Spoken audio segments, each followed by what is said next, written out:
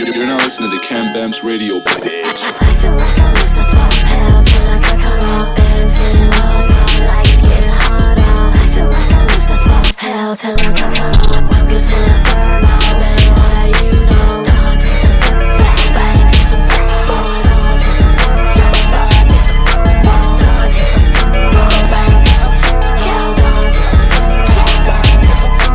Fuck you with a bad boy, fuck you with a solid boy, fuck you with the right dog, fuck you with that gold boy, fuck you with that money boy. Be no kid or any boy, soldiers always ready boy. I love it when they run boy. Be a mess, hunting on these niggas now side by side. One rock make him put on them bones. Two shots make his wife wear no bitch was about to shut the thought. Hit it so much I just forgot. Hell, this is what you're on.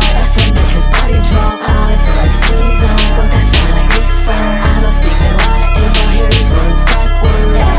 Tom C. Dog, Tom C. Dog. I feel like I'm losing from hell. Feel like I cut off bands, getting longer, life getting harder. I feel like I'm losing from hell. Feel like I cut off. Welcome to the inferno, abandon all that you know. Dog takes a fur, bang takes a fur, dog takes a fur, bang takes a fur, dog takes a fur, bang takes a fur, dog takes a fur, bang takes a fur.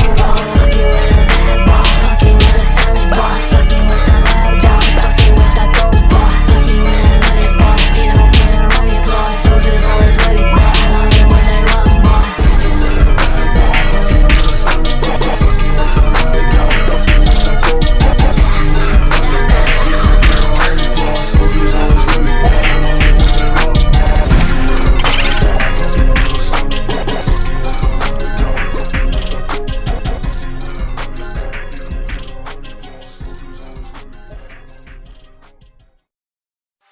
Anh thông minh em quay vội đi mãi, anh đứng trên lặng trong mưa. Dù rằng bên em đã có ai, nhưng nơi đây anh vẫn còn chờ. Mừng nào em trao chẳng thấy, nhưng chỉ bằng Chúa thấy. Vô số những phút giây ngày mà bên nhau bao ước nhân từ.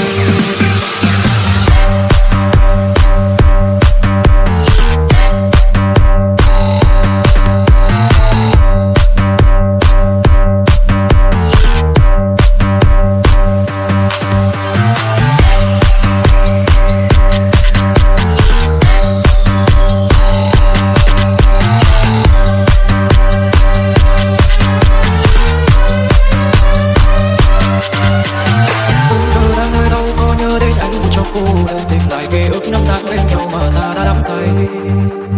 Bao hạt mưa bên duyên làm giọt lệ rơi mãi không ngừng. Tình người tàng phai như đôi thuốc trên môi mà anh đâu có hay. Người buồn quay bước đi chẳng để lại câu chi. Anh